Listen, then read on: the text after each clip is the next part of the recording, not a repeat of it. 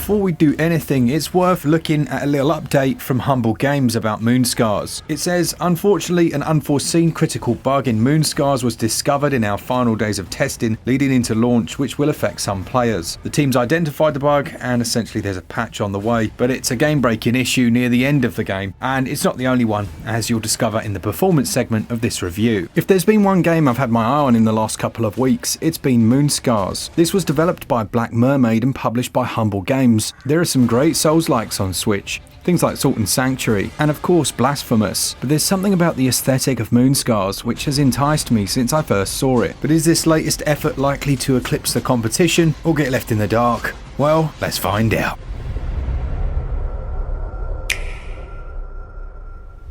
The story of Moonscars centers around a god whose creations have turned against him, but who still has loyal followers, one of whom is the Claiborne warrior Grey Irma. The adventure begins with her battling off hordes of minions, and she soon begins to head towards her creator. Her purpose then is simply to find him. He's known as the Sculptor, as this will help her unravel the mysteries of her own existence. While this main drive is quite clear to understand, the intricacies of the relationships between yourself and the other characters are far from transparent, with dialogue that ranges from intriguing to perplexing and sometimes downright confusing. It's certainly sounding like a Souls game, isn't it? I just wish it was narrated. The gameplay is where the real meat of Moonscars lives, and I mean that literally. As Irma swings a variety of different weapons, she cleaves huge chunks from enemies and leaves them disembodied and twitching on the ground. And each foe will indicate and telegraph its attacks with a red glow. This will give you a few milliseconds to make a choice. Do you parry or dodge? The parry window is excellent. Some games get this completely wrong and it can feel entirely by coincidence, but Moonscars has this dialed. It's quite a forgiving parry mechanic, and when you pull it off, you're rewarded with max damage and it will send the enemies flying. This is particularly nice as it's the perfect way of introducing them to some of your pointy friends. The world's filled with spikes. They adorn the walls, sometimes pop up from the floor, and while they can quite literally be a pain in the arse, they can also be very useful when you're in a pinch.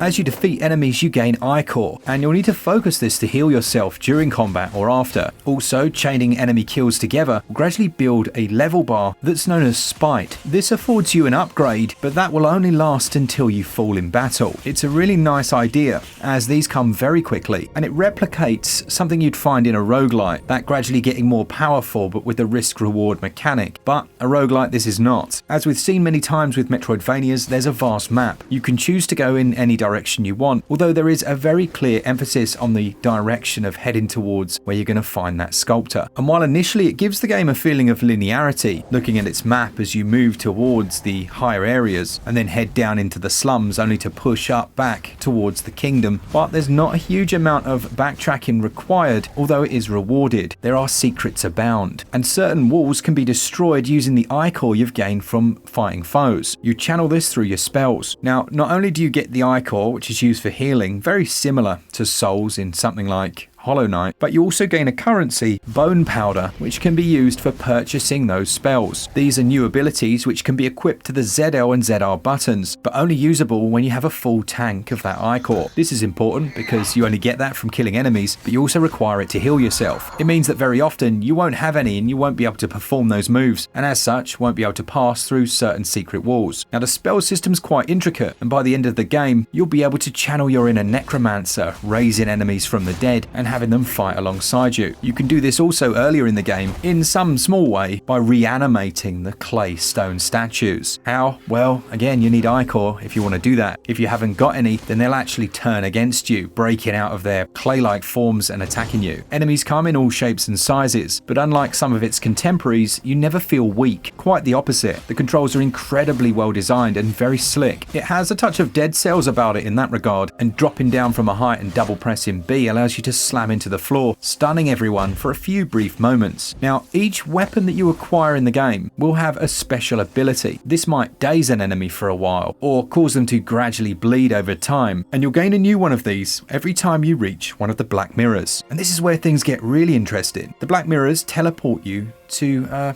safe haven of sorts known as the Mould Workshop. In here you'll find the evil version of the Cheshire Cat and a fake version of the sculptor that you're looking for. You can purchase gems which can be slotted into your character and will permanently augment your abilities, once again using the currency of the bone powder that you've gained from killing monsters. As you progress through the game, this area opens up a bit, and after defeating certain bosses, you'll get access to some secrets I'm gonna not tell you about. Suffice to say, this is an area that adds to the exposition. There are 2 golems that will always have a little chat to you every time you enter, and you'll learn one of the most disturbing parts about the game is that every time you enter this area, you're actually formed anew from clay, and your old self is left behind at the mirror. What that means is that when you go back out to continue your adventure, you'll actually have to defeat the old you, known only as the doppelganger, and sometimes you'll have conversations with her, and it's quite obvious that she does not want to go quietly into that long dark night. And she has your ability, so you lose your special weapon, and the only way to regain it is to kill her and get it back. It's very cool. It means that going back's actually terrifying because she's hard as nails. Plus, in this game, if you die, you'll need to return to your place of death and interact with a small statue to regain your currency. And having to beat yourself before you can get this back can sometimes cause a double death, and we all know what that means for our hard-earned bone powder. Finally then, there's one more mechanic. The narrative focuses heavily on the moon and its interaction with this world. The moon isn't simply a large rock in the sky, it holds some sway over the land. In fact, when you die, the moon shifts to another state, turning blood red and essentially making all the monsters more difficult and even introducing new ones. So all of a sudden getting back to your body isn't quite as easy as it once was. But don't worry, dotted around the world and sometimes after killing specific foes, you'll gather up glands. Yes, glands. And you can use these glands to appease the moon. You can also, from within the mirror, use them to add buffs that last until your death in what's known as the clay rites, or change your current special weapon using weapon rites. Traversal then sees you trying to perform precise jumps, running up walls, dodging spikes, and balancing on platforms. The platforming's okay. I did find that finding the exact edge before you jump was a little tricky at times, but you're usually given a margin for error. You can also climb up and jump down to move in a vertical manner, and you can warp between any of the black mirrors you've previously visited. This happens instantaneously, there's no loading at all, which is quite impressive. The final piece of the puzzle are the boss fights. These, as I'm sure you've gathered, are not easy. They're well designed though, and things like the parry mechanic carry over nicely, as well as the bosses. There are mini boss segments. They tend to see you in a gated area where defeating the waves will see the doors open. What's nice is, when you die, although most enemies are restored, these gated segments remain open, so you don't have to do those twice. I thought the enemy variety was really quite strong, and as far as difficulty goes, well, it's middle of the road Souls. By no means the hardest, but not the easiest either. I've really enjoyed Moonscars, although a few bugs, which we'll go into in the next section, have cost it a few points in the gameplay section. Still, gameplay is great for Souls fans. It scores 17 out of 20, and controls score 19 out of 20. As far as visuals, performance and audio go, well, we saw the message at the start of the video. It has a game-breaking bug at the end. They're patching this already, but that's not the only one I've experienced. At one stage, I experienced 4 crashes in a row at exactly the same spot. It meant that I had to back out and come back in and just keep trying over and over. I actually found that it looked like some form of memory leak, and that if I went into the menu during that fight, backed out to the main menu, came back in and just kept chipping away, I could complete that section without it crashing. Not ideal. Overall, it feels solid in terms of performance, although there are also some stutters from time to time. As you can tell from the footage, it's mostly great, and I feel really sorry for the developers that these larger issues have crept through. It's a really enjoyable, very good game, and as they've said, they're going to patch it up as quickly as possible. What I will do is pop the patch number in the top pinned comment, and as that patch releases, I'll either add it to an all patched up episode, or I'll change that top comment so that you can then adjust the score for yourself. Visually though, on the visual and performance side, it looks incredible. I love the monochromatic art style, with just the reds being highlighted in either the wounds of your enemies or the flow of your own cape. The parallax scrolling, the world design itself, the enemies, everything about it looks beautiful. There are even some very finite details, like the breath of your character. It really is a work of art when it comes to the way it looks. Audio is also good.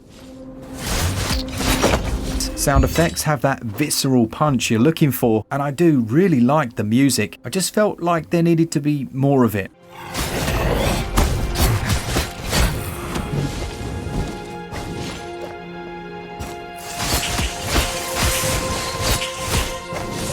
main loop is very melancholy and it works nicely with the atmosphere. There just needed to be a little more variety. Still very good overall. So visuals and performance combined currently have to score 10 out of 20. The visual side almost perfect and the performance side almost broken. Music and sound score 17 out of 20.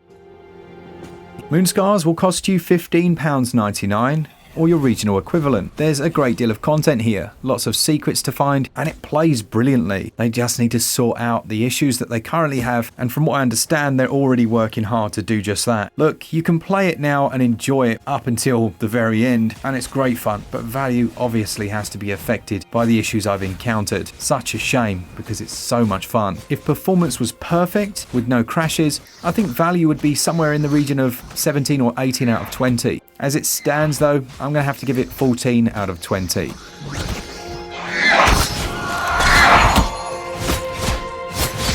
Moonscars is an excellent game that currently has big issues. It's great fun to play, it looks beautiful, and has some really nice ideas. When all was well and I was tearing through enemies and crushing boss enemies, I really did feel like this could be the next big game, but alas then the crashes began. Currently Moonscars gets a SwitchUp score of 77%, and as I'm sure you can hear, that will go up quite significantly once they've patched up all of the issues. Thanks to the developer and the publisher for the review copy, and to all of you that enjoy the channel. Let me know in the comments what you think of this one. If you want to save 10% on any of your eShop games, you can buy credit over at switchup.gg, totally legit, using code SwitchUp to save an extra 10%, and it gives us a little kickback. And as always, a big thanks to our Patreons who support us each and every month. For all things Switch, all the time, keep it Switch Up. Cheers guys, see ya!